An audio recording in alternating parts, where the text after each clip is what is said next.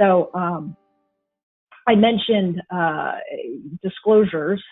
So if you make a claim about a game, and let's take our free game with in-app purchases, and the thing that's being shown is available only as an in-app purchase, and the advertising about the particular game, for example, is that it's free, well, there should be disclosures around the fact that that thing is only available with purchase. And disclosures can be very, very tricky.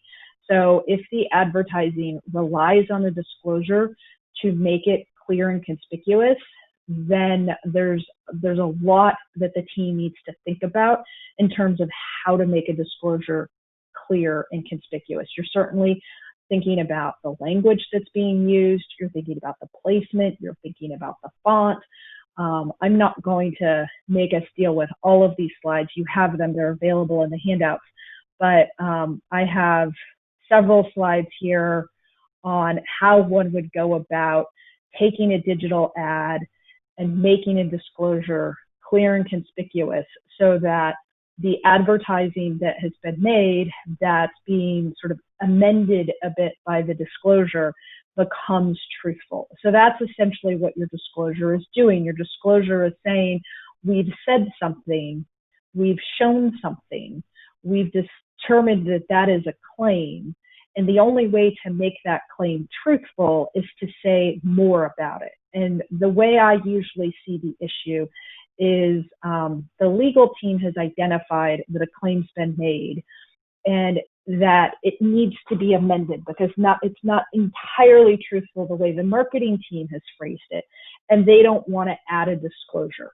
And so we get to talking about how do you make the disclosure, where do you place the disclosure. In a digital media marketing environment, you need to think about things like, where is the advertising being placed?